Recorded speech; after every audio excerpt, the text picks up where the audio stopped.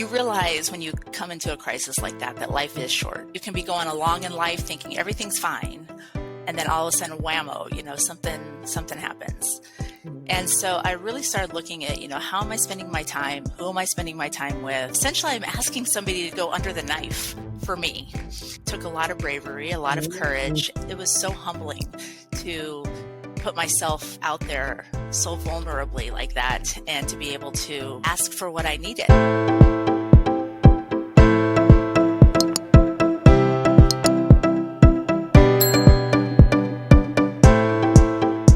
Today's guest is Karleen Wagner, a health and wellness coach who currently resides in Colorado.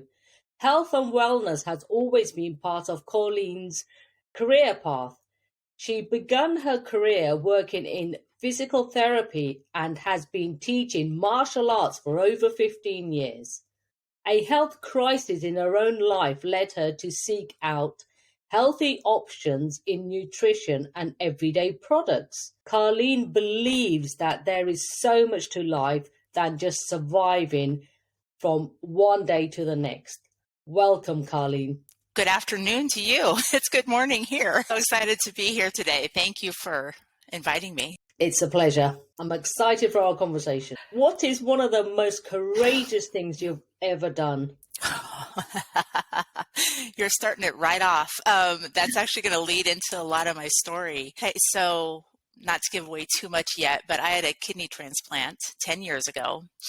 And I think one of the courageous things that I've ever done was to be bold and put myself out there and ask for a kidney donation from a live donor. When you have a live donor, you actually have a better chance at longer survival of the kidney. I will tell you that was hard because it was very humbling. I mean, essentially, I'm asking somebody to go under the knife for me, give up literally a piece of themselves for me. That was quite the experience. It took a lot of bravery, a lot of courage. And like I said, it was so humbling to put myself out there so vulnerably like that and to be able to ask for what I needed. And ultimately, I knew that I would have a better chance of, like I said, long-term survival of the kidney by having a live donor. Yeah, I think that's, I think that would probably be my most courageous moment.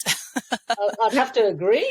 How does one go about putting yourself out there and asking such a question? Because that must be a whole journey within itself.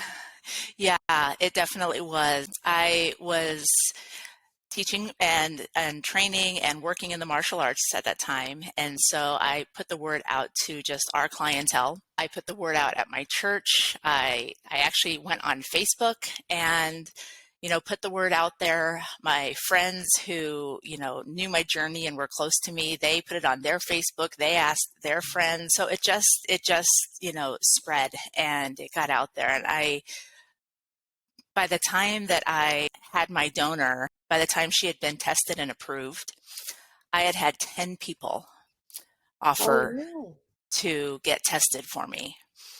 And talk about another just completely humbling experience to recognize that there were 10 people that were willing to go under the knife for me.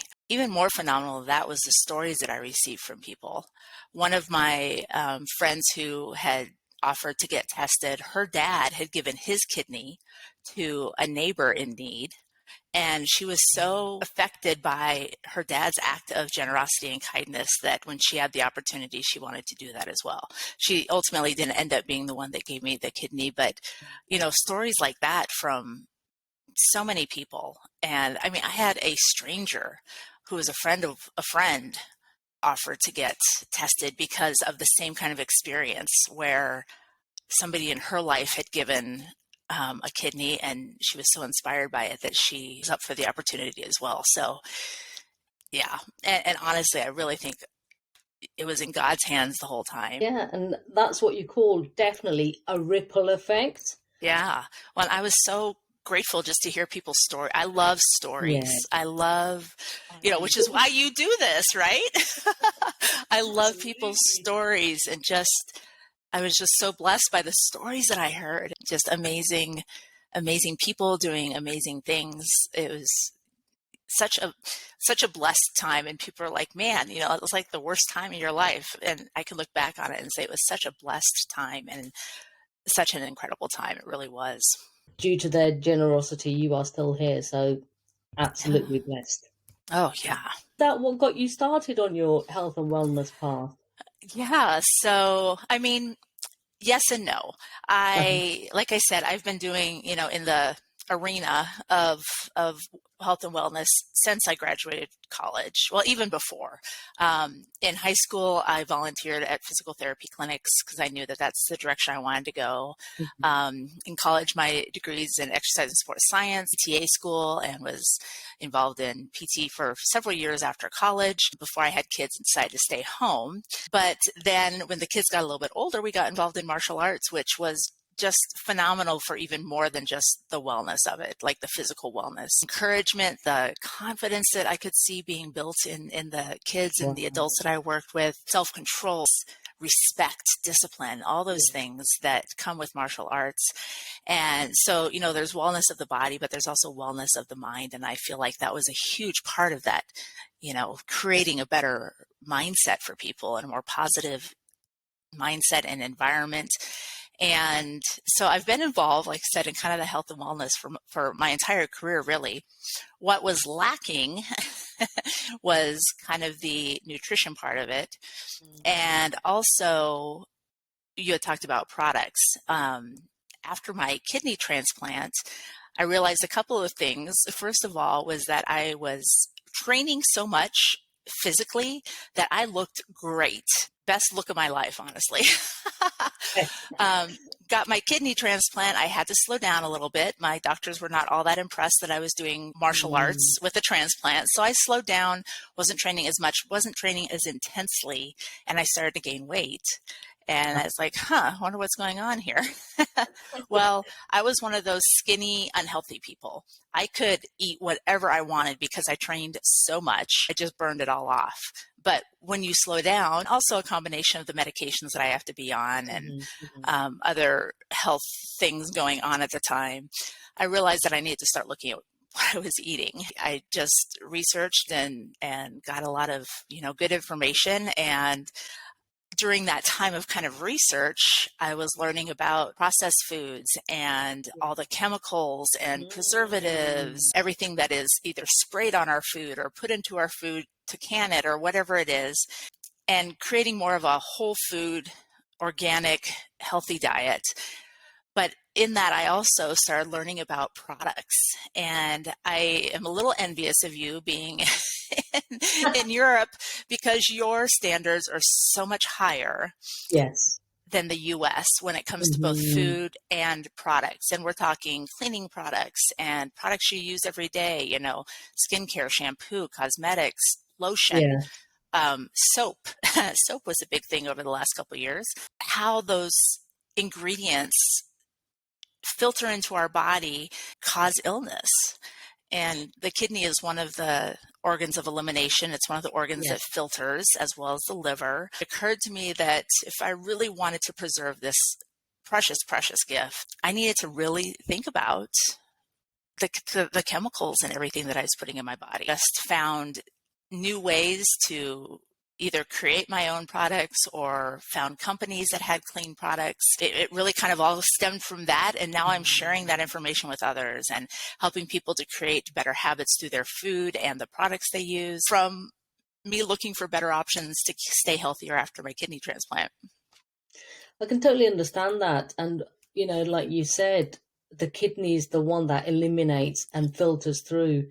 So if that isn't working efficiently, then we're in a whole heap of trouble. Our bodies are amazing. I mean, they Yeah. really do take care of what needs to be taken care of to keep us in a healthy state.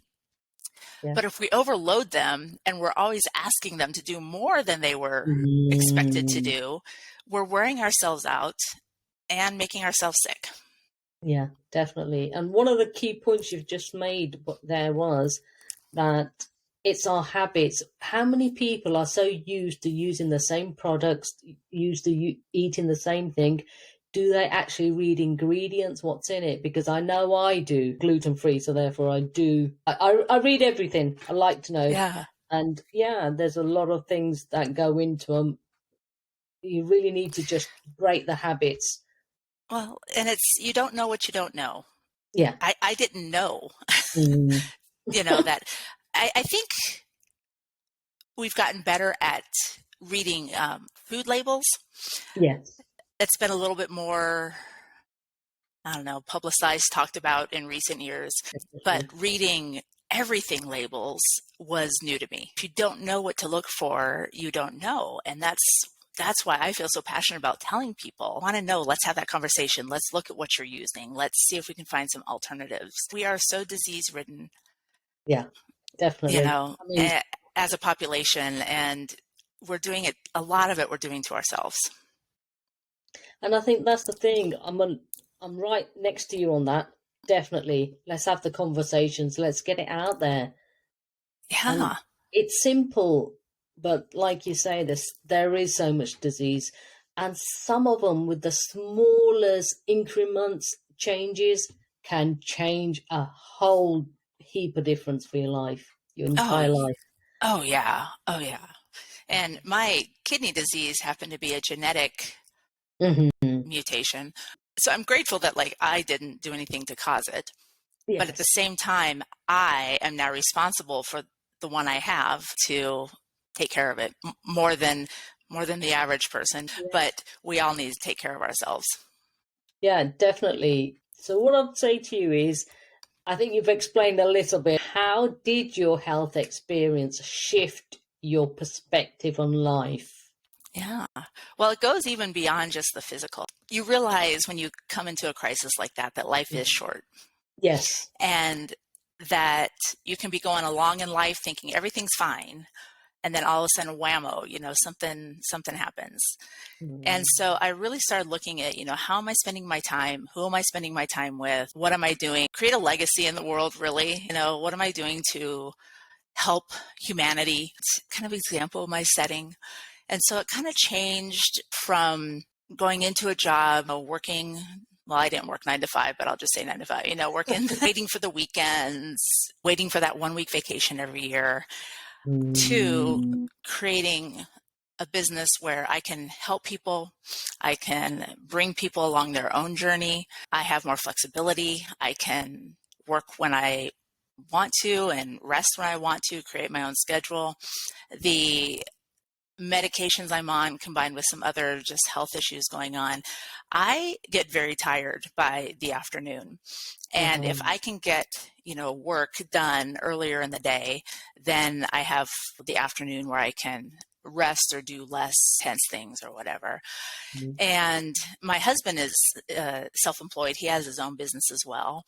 And so his hours are kind of crazy just based on what he does. 12 hours here and then 2 days off and then another 12. So Yeah. as we, are getting older, we're empty nesters. Our kids are both out of the house.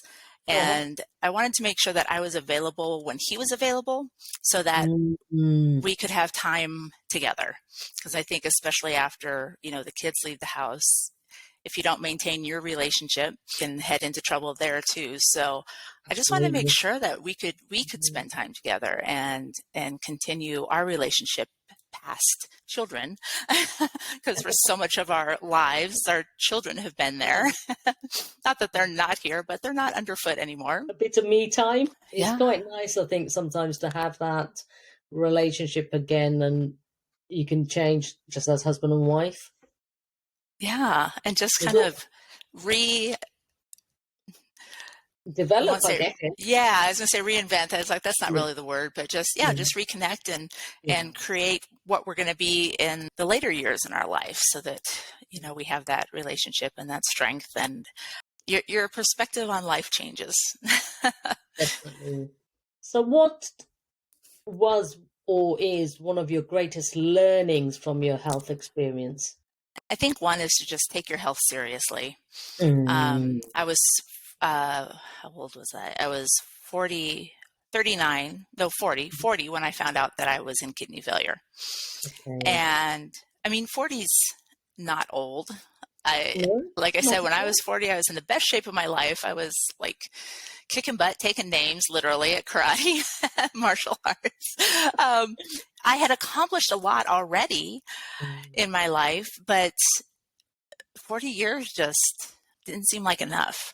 And if I can encourage people to take a better look at their health the younger they are, Mm. I wish I had, and again, this was something that was not avoidable. It was just, it is what it is. There's no treatment, there's no cure for, so my disease is called polycystic kidney disease. So it was unavoidable, but I see other people that are struggling with their health, and just some changes in lifestyle, like you Mm. said before, would really create positive change and not take your health for granted.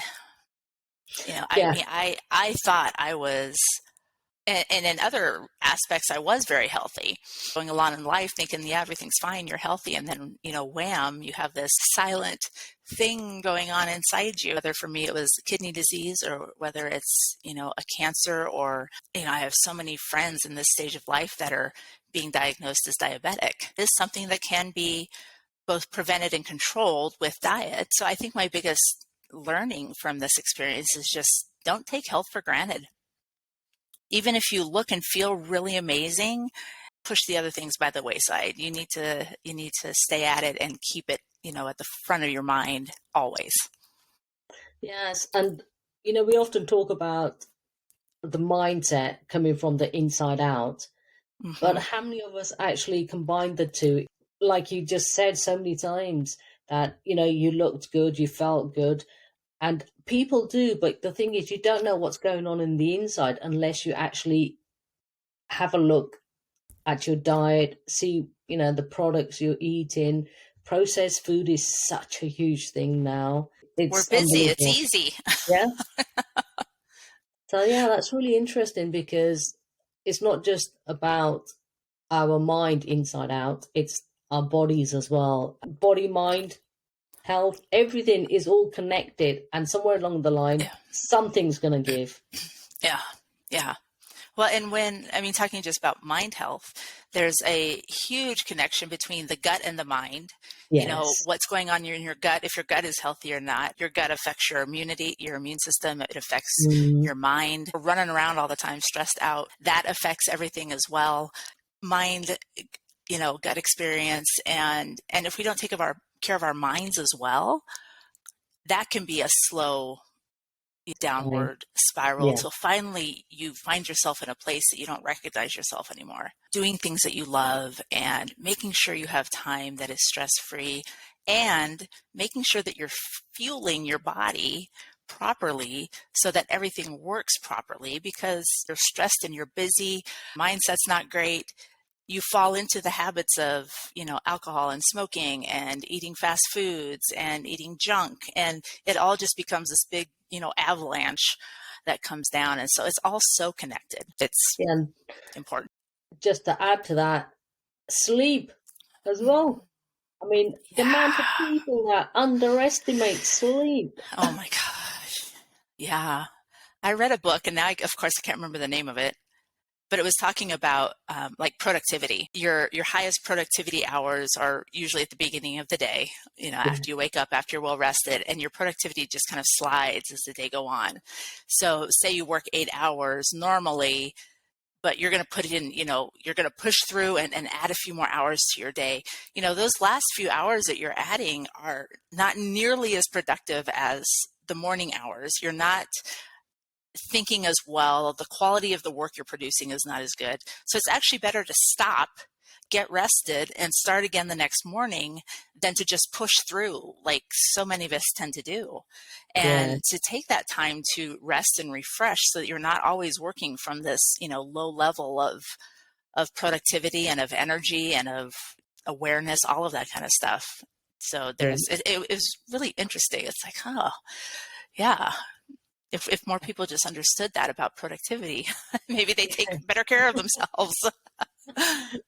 Yes, it's definitely something we need to look at. And it's just viewing our own lifestyles, our habits, to make sure we're the best nourished, the best possibly that we can Yeah. be, energized. Yeah. Yeah. Well, and I like working with people to create habits that are going to work within their lifestyle too. Mm. You know, people are like, oh, I'm too busy to eat breakfast in the morning. Well, what can we do to create something that will change that? It's a simpler breakfast. You know, breakfast doesn't have to be a 5-course, you know, bacon and eggs and toast and juice and coffee. Like, it doesn't have to be this huge production in the morning. It can be as simple as, you know, a meal replacement shake, or preparing stuff the night before that maybe you can take with you and eat in the car, you know, a bag of fruit, a protein bar, you know, whatever it is that you can take with you, and making sure that you're eating a balance of nutrients every meal. You go and get a bagel through a drive-through, not necessarily anything wrong with that bagel, but it's all carbs. You know, Mm-hmm. where's your protein? You know, where are your healthy fats? Where are your greens, your fruits and vegetables? And so I love helping to create people a plan that they can use in their busy lifestyle, whatever that looks like. And, you know, another great thing, I don't, you know, recommend this for everybody, but there are some great meal preparation companies too, work with you and create meals for you, so you just have them on Yeah. hand. So, I mean, there's so many options nowadays. And you mentioned being gluten-free. I mean, what a great time to be gluten-free. Mm-hmm. There are so many options that there weren't 10, 15 years ago, and they taste Mm-hmm. better too. And that's the thing here, like you say, okay, what can you change? Breakfast doesn't need to be this glorious, great big thing. Meal prep, even if you do it yourself, put some time aside. You will save time in the long run. Yeah, It's not about creating extra work. It may seem it, but again, like anything, it's that changing those habits, building it into a routine that works for you. yeah, Yeah, yeah. Well, definitely. and then when you meal prep, I love that you said that, because when you meal prep, then you are eating healthier meals Yes. throughout the week. And you're Mm. probably saving money too, because you're not going out to dinner or ordering takeout, whatever that might look at, like, you know, people balk sometimes when I talk to them about organic foods and grass-fed beefs and pasture-raised chickens. Oh, it's so expensive. Is it more expensive than going out, you know, 4 or 5 times a week, getting that Starbucks coffee and pastry every morning? Mm. Um, and I don't know about you, but I have found that when I eat higher quality foods, I don't need to eat as much of it. I actually eat less. You know, so Absolutely. when I go to a Mm. steak restaurant and order a steak, I'm eating the whole 12-ounce steak or whatever, waiting to be satisfied, waiting to Mhm. be full. When I have a steak at home from, you know, my grass-fed beef, I have a smaller steak and I'm more satisfied because it actually has the nutrients my body needs, and it tastes better. So the overall level of satisfaction is better. And so it might be more expensive when you're comparing them. But when I look at, yeah, I don't need as much of the healthier food to be satisfied, it kind of washes out. Yes, definitely. And the thing is, you can actually get, even if it's not the most expensive, you can go middle of the range and still be so healthy. It's still better than eating the laden of sugar, carbohydrates, most meals outdoors contain. Fast Yeah. food, it really is a minefield out there. Yeah. And when you go to somewhere like that, you don't get to know what the actual ingredients are anyway. Let's face it. You know, you're guessing as much as the next person. Because if you actually went online and looked at what Yeah. the ingredients were, you probably wouldn't buy it. So ignorance sometimes is bliss and Yeah. dangerous. Yeah, I like that. And dangerous bit. What words of wisdom would you give anyone that is struggling with their health and does want to change their habits, but does feel they haven't got the time, they haven't got the energy, even they haven't got the money? Not that Yeah. they necessarily need any of those things. It's about creating it. What would Yeah. you say? So I guess first of all, you'd have to evaluate, you know, what what are you willing to do? Because some Mm, people just aren't willing to Yeah. create better health. Love it. I love talking to people about, if you could, what would you do? Like, Mhm. if you lost 30 pounds, what would that allow you to do? I know for me, I wanted to be able to keep up with my boys. So I have two boys. Mhm. I wanted to be able to keep up with them. I didn't want to be slowed down, tired, so that their memories of mom was, mom never did anything Mm. with us. So you have to find that reason. Like, what is your reason for wanting to create health? And then keep that in front of you at all times. Definitely your why. Yeah, yeah. It's like, well, my dad died at 50 of a heart attack. I don't want to. Okay, well, Mm. that is your why. So first you need that reason. Why do you want to do this anyway? And as far as words of wisdom, I would say be your own advocate. Make Mhm. sure that you are getting multiple opinions from doctors. Make sure that you have what you need, especially from the professional realm, to help support what you're doing and where you're going. Mhm. Reach out, accept help. I think some other people are like, oh, I can do it. I can do it. Yes. And well, if you could do it, then you would have done it already. Yes. So be willing to be a little Mm. vulnerable and Mm. reach out and ask for that help and be willing to make those changes. Thing is, some people are ready to go all in and figure Mhm. out, food allergies and all those kinds of Mhm. things. And other people, are a little more hesitant. So one habit at a time, you know, Yes. make sure you're drinking more water every day. Here's a water chart. Let's track your water. Okay. Well, now we're going to take out processed sugars, and just one thing at a time rather than, okay, you need to do this, and this. Some people can handle that. Some people's whys Mhm. are enough, Mhm. I'm Mhm. pre-diabetic. If I don't get a hold of this, I'm going to go full diabetic, and they're willing to do the work. Some people kind of need to take it one step at a time. Just be willing. And I mean, it really does come down to, what do you want out of life? Are you Definitely. okay sitting at home, not doing anything because you're too tired, you don't like the way you look, whatever it is that okay with you? Or is there more that you'd like to do? And that's where stories come in, Mhm. being able to just chat with people about what their story is. Yeah, definitely. That's really good because So, people do is realizing you can do it in small steps. You don't have to do, like you say, everything in one go. yeah, It's just little increments, yeah, day at a time, yep, week at a time. And if it doesn't work that time, restart. It will eventually. If your why is strong enough, you will get down to it. yeah, yeah. And just, I mean, even creating visual reminders of what it is you Mm. want. I mean, I'll take a dry erase marker and I'll write on my mirror different goals or different things I want to do. So every day when I come in, it's on my mirror, or pictures of family or vacation spots you'd like to go, or something like, I mean, jumping out of a plane, something you'd like to do, so that those visual reminders are around you all Mhm. the time as well. So you can say, okay, that's why I'm doing this. Open up the cabinet, there's a picture of whatever. Yeah, That's why I'm definitely. doing this. I mean, I'm a great believer in vision boards, and I do mine so often. Absolutely. And then you can picture it, you can see it. I Yeah. mean, most of us are really visual. We Hmm. need that reminder Yep. constantly.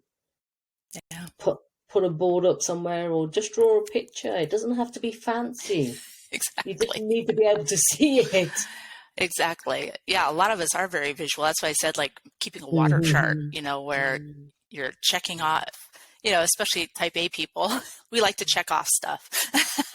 So, checking off, all the water you've drank, or the days that you've exercised that week, or the foods that you've given up, whatever it might be that, can be motivational for you. Yeah, definitely. And even this day and age, there's so many Fitbits, watches, apps. You can just plug everything in. Absolutely. The smart watches, um, you can just put everything in. Yeah, It's we not have like, the tools yeah, absolutely. more than we've ever had before to create health. I mean, we have the internet. You can Google, what's in my hand soap. We have the tools like we've never had them before, yet we are sicker than we've ever been. Yeah. I'm very passionate about that as well. Yes, there's so much information. Used in the right way, we can be astonishing human beings. Oh my gosh. Why Yeah. wouldn't you? Why wouldn't There's you no, want to? yeah, there's no excuse to be ignorant in this day and age. No, I mean, absolutely. oh, I didn't know that. Well, that may be true. Like I said, we don't know what we don't know Yeah, sometimes. I didn't. absolutely. It Mm, was not in my wheelhouse to look at ingredients in my products. I had mm. just never thought of that. But now that I know, I have access to so much information, and it's up to me. Yes, it's that wisdom. Yeah. Yeah.